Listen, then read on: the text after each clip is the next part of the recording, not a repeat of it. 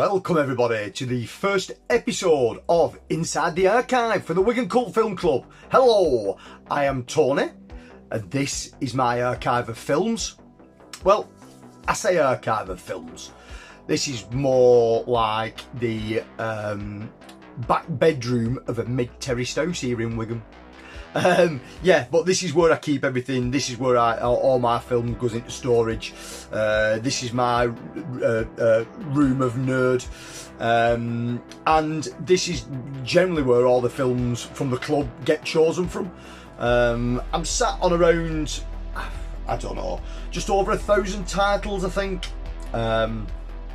But a lot of those titles are split over DVD and Blu-ray. There's some VHS in here as well as, but predominantly the amount of titles that's sat in this collection is on DVD and Blu-ray. Probably more Blu-ray than DVD now. But take nothing away from DVD, I still do collect a lot of DVD. And basically what I wanted to do in these archive episodes was basically pick a label that sat here in the collection, and we'll look through what titles I've got from that particular label. Now, as you guys may know, or if you've ever watched any of my other videos, you'll know I'm not the biggest collector of film that's sort of a higher level.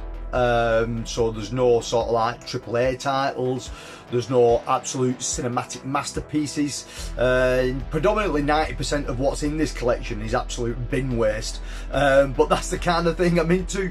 I'm into trash, I'm into low budget, I'm into B movies, and that's what seems to go down well within the club, you know what I mean? Don't get me wrong, there's horses for courses, people like what they like, but predominantly within the club, we like watching a bit of trash.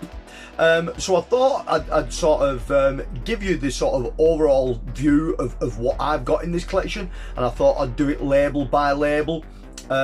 Nothing too in depth. I won't go in depth into the films themselves because obviously there's a lot to go through, but I'll show you what I've got in each individual label. And the label we're going to start with this week is a label that's close to my heart. I've loved this label for a long time. The stuff they put out on VHS back in the day was phenomenal. These guys were synonymous with showing a lot of the video nasties back in the day. Yes, they were predominantly the edited versions. They were cut to ribbons, really. But they did a great job of marketing it to an audience that was sort of like climbing over themselves to get this kind of stuff at this particular time. No, a lot of those videos, I don't possess. I think I own one Vipco title on VHS. But what they did do, the sort of very early 2000s, Vipco had a bit of a relaunch with the DVD line. And the DVD line, well, the two DVD lines that came out at the time, the big one was Screamtime, Vipco Screamtime. And predominantly that's the sort of side label of Vipco that I collected and still do collect to this day. Now, they're not the best transfer you'll ever see. In fact, they're some of the worst transfers you'll ever see. You know what I mean? Some of these on these DVDs look like a 4th generation VHS copy. Everything's in 4.3 pan and scan. They are absolutely the worst of the worst. And you'd say, well, Tony, why have you still got all of these? Why do you still collect them? Nostalgia reasons, really. Just knowing where Vipco were from, just knowing what Vipco did back in the day here in the UK, just as a little place in my heart, the whole nostalgia thing really plays a part. And I can go back and watch these, you know what I mean? Yeah, trying to put them on a modern screen like the one behind me, yeah, they look like absolute crap. But I have a 20-inch CRT that's here just off screen that you can't see, and I watch all this kind of stuff on here, and it looks great, you know what I mean? It's made for CRT TVs. None of this stuff's ever going to look any good on a larger modern day screen. But nevertheless, this is a label, and this is a line within the label that I really love and really enjoy collecting for, and still use this day. And some of these titles still go for big money. It's frightening, really. You know what I mean? Considering the actual crapness of the presentation, some of these titles still go for decent money. So let's flip over. Let's go and have a look what I've got, and I'll see you in a second. So first up, we've got a Lucio Fulci classic, The Beyond. I think this was the first time I owned this film. Brilliant film if you've never seen it. On the bottom there it states digitally remastered. That's complete nonsense. If you're looking into this label, if you're looking into any of the Vipco stuff, just beware that Ball All was digitally remastered, what they did. It was just something they put on. All the spines are numbered on these, so this is number 2. I can't remember what number 1 was in this line. I think it might have been one of the zombie films, but I can't 100% remember. But The Beyond's a great title. There's better versions of this out there now. I think Shameless put a good copy of this out. I think Arrow Video put a really good copy of it out as well. But a great Lucio Fulci film.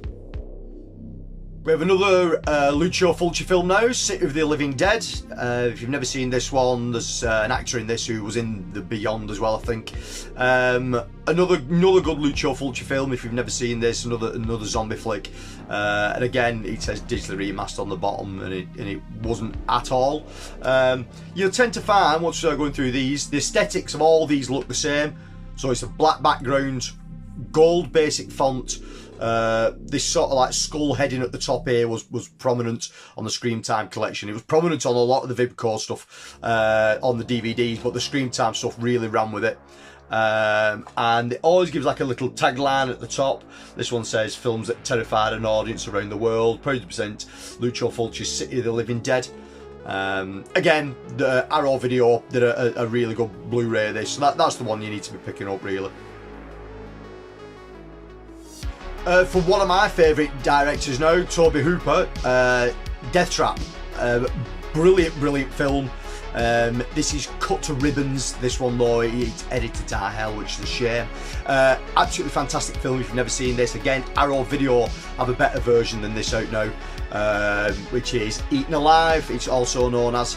But I always knew it as Death Trap because of the Vipco stuff. About a killer who owns a motel that has a crocodile or an alligator that lives under the hotel that's fucking eating people. Brilliant film if you've never seen it, and again from one of the masters, Toby Hooper. Another Lucio Fulci film now, The House by the Cemetery. Really good, sort of like, I don't really know what you class it as. He's sort of like he's a bit of a creature that he's preying on people. He's like a humanoid kind of looking thing. Again, really like suspenseful kind of film, dark, gritty. If you've never seen this one, again, Arrow Video have a really good Blu-ray this out now. But yeah, it's another good Lucio Fulci film. A Nico Masterakis film now. If anybody knows this one, this was a mainstay on the video nasty scene. This was a banned film in the UK. Nico Masterakis did a lot of films. There is a box set coming out by Arrow Video in a bit of his other stuff that wasn't really horror related. He tried to do some like crime thrillers and stuff like that a bit later on. Great director. I think he's more synonymous for this film really. Island of Death. Is a nasty piece of work, but when you sort of like get down to the nitty gritty of the film, it's nothing that's too untoward now. But again, this film, it's on the Screamtime one, it's absolutely cut to ribbons. All the sort of gore and all the stuff that sort of enrolled the BBFC at the time was taken out of it. But definitely worth a pick up. And again, Arrow Video have got a release of this one. Sergio Martino film now, Mountain of the Cannibal God. I'm sure this was under another name as well. I've got the hell for that. I can't think what the hell it is. It's okay. It's one of them cannibal films that, you know what I mean, yeah, stick cannibal in front of the name and away we go. See if we can get it banned, see if we can get it pushed, and it's not actually as good as what you think it is. And again, it's cut to ribbons, this version of it. But this is the only way I'd ever seen it. I think it's available in the UK under another name as well as, and I'm not 100% sure who's put that out on a better release, but it's probably worth a look up. But yeah, it's an okay film. Jeffrey Obro film now. I think it was also done by Stephen Carpenter as well as Pranks. If you've never seen this one, it's okay. It's a bit of a mild-mannered slasher, really, set around Christmas time in a high school. There's nothing about it. It says pranks: when the kidding stops, the killing starts. It's okay. Again, it was probably known under another name, this, but I'm not 100% sure what it was, and I don't know who else has put this out in the UK. There will be a better version than this, and it is worth a watch, but it's probably one you'll never go back to. The brilliant Bruno Mattei film now, Rats, Night of Terror. I fucking love this film. It's absolute trash. It's one of those films that's post-apocalyptic. In essence, it looks like the scenes and the sets have been made for like about 50 pence a go. They're really crap. The overdub is terrible on it. The rats are carrying some kind of like weird plague and they're cleaning mankind out. It's a bizarre little film. If you've never seen it, I'd suggest grabbing it. 88 Films put this out on the Italian Classics line, I think. It is worth a watch. If you know the films of Bruno Mattei, you know what you're getting into. But it is worth a watch. One of the best known horror films for all the wrong reasons, Spookies. There's a good documentary about this film and about Vipco in general, and about the guy that owned Vipco. And he moved out to America for a while to pump all his money into a film, and this was the film, and he pumped an absolute fortune into it. And when he got to see the dailies that came through, he went absolutely fucking crazy, because basically he thought he was wasting the money, and what they was actually making was just trash. So what happened with this film was, it ended up with 2 or 3 different directors, and you can tell it's like 2 or 3 different films bolted together. I love it. It's absolutely crap. It looks crap. It's absolutely terrible. But it's still loads and loads of fun. 101 Films put a great release of this out a little while back. That's the definite one you need to pick up if you want to check Spookies out. A Dennis Donnelly film, Toolbox Murders. Bit by bit, he curved the nightmare. Ooh. Yeah, again, this one was known throughout the Video Nasties era, but again, like all the other Vipco Screamtime stuff, all of the Vipco films, it was edited to hell. It's worth a watch. I don't actually know who put this one out. There's definitely somebody putting it out in the UK on Blu-ray. It might have been Shameless. It's worth a watch if you've never seen it. It's not one that I highly rate or go back to on a regular basis. The Incredible Melting Man. I think I've only ever seen this a couple of times. It's like a oozy, gooey, sort of like, I don't know, horror kind of film. It's about a guy whose skin just starts fucking melting off him. After, has he come back from space? Is he an astronaut or something like that? Yeah, after a flight to Saturn, he ends up with an unknown disease that just starts like melting him. It's worth the watch. Again, this has probably been put out by somebody. I would imagine, I think it's 88 Films that might have knocked this out. Again, little sci-fi horror kind of film if you've never seen it. Worth a watch, definite. The Dungeon. I've only ever watched this once. It's pretty shit, to be fair. It's very much like a Burke and Hare kind of story. Like grave snatchers, body snatchers, grave diggers, whatever you want to call them, kind of film, mixed up with like a Dr. Jekyll kind of thing. It's weird. This doctor's trying to make some kind of serum. I remember watching it once and thinking, no, it's not really for me, this one. I don't even know if anybody else has put this one out. It's not one that I've ever tried to chase up. Zombie Flesh Eaters 3. Absolutely nothing to do with the franchise in any way, shape or form. A weird little zombie film that's got more to do with voodoo really than straight up a zombie film. And shot in like really dark sort of buildings, sets were crap on it and that. Again, I've watched it a few times and it never gets any better. This was also released by 88 Films on the Italian Classics lines if you want to check it out. I'm not the biggest fan of giallos. They're not really my forte. They always seem to be a bit too slow for my liking. But the case of Bloody Iris, again, it's one I picked up for this particular collection. It's okay. I don't think there's many giallos within all this kind of stuff, and it was odd that they picked this one up. But I suppose they saw the likes of Suspiria and Tenebrae, what was happening with them, and thought, well, it'd be nice to get one out on the line. If you're going to watch any of the giallo kind of stuff, there's way better ones than the case of Bloody Iris. Psychic Killer. I think this might have been known as something else as well, but I can't remember what the hell it was. About a guy who can sort of like out of body manifest himself while he's locked up in prison, and why he's in prison and he's in doing these out of body experiences. He's killing people with that sort of like power. It's okay. It ain't brilliant. Zombie Creeping Flesh. One of the more sort of crap additions to the zombie genre. It is worth a watch for the sort of like comedic value, even though it's not supposed to be funny. It was shot serious. I don't even know what it is. A nuclear reactor, some kind of test facility in a third world country goes bang. Sort of like radiates loads of the local inhabitants, turn them into zombies. A team of specialists at Dawn of the Dead style are sent in, but they end up getting their asses kicked. There's a couple of civilians. They have to go and try and get out. It's all a bit wishy-washy. It's all a laugh. It leads up to like the last 10 minutes of the film, which are bloody brilliant. The rest of it's pretty crap. It's padded out to fuck with sort of like wide-angled shots of scenery and animals and all kinds of crap, just to try and get the runtime. I think it was also known as Virus, this. But this was put out by 88 Films. If you've never seen it, it's definitely worth a check out. Demons 3, The Ogre. Nothing to do with the Demons franchise in any way, shape or form. I think Demons 3 was just lobbed on it to try and sell it. Demons 1's a brilliant film, Demons 2's very good, Demons 3, it's not a Demons film. If it was just called The Ogre, it'd have been miles better. But if it had been called The Ogre, then it would be pretty much like the Charles Band film Cellar Dweller. Cellar Dweller's good, this isn't.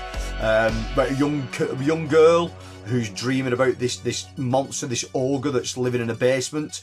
But it's all a dream, but then it turns out the ogre is living in the basement, and it's all the hilarity that comes off the back of that. It's okay, it ain't brilliant. I'm surprised no one else has put this out. I don't think anybody has. I don't think 88 put it out. I'd say it's worth a watch once and then probably forget about it. Death Screams. Another slasher film that really doesn't live up to any kind of hype. A psychotic killer kills a couple of people and then I don't know, just then goes after some teenage kids who, because of some bad weather, end up sheltering in an abandoned house, which is probably the worst thing you can do when a killer's after you. And then lo and behold, he gets in the house and starts taking them out one by one. It didn't really do too well for Arrow Video, I don't think, when they put it out. It's one that's constantly on sale when the sale's on with a slip. And to find any Arrow Video with a slip on, no, you know it's not done too well. And this one looks like absolute arse as well, wherever this transfer came from. I'd say watch it once and then just forget about it again. You'll never go back to it. One of my absolute favourite TV films of all time now, and I can't believe Vipco picked this up because it doesn't fit their line in any way, shape or form. It should not be an 18. This film is not certificated as 18. I think probably now it may be around a PG or 12. It wasn't even an 18 when it came on TV, but it's Snow Beast. If anyone knows this, it was a sort of Sasquatch, Bigfoot, what's the word I'm looking for? Abominable Snowman film from the late 70s, I think. It's charming as a TV film. It's got loads of charm, and the good thing about it is you never truly see the monster. you see an arm, or you see a little bit of a head, or you see a shadow or a silhouette, or you see it clawing at somebody. You never actually see the beast in full regalia, in full costume, and I think it's all the better for it. It's really, really good.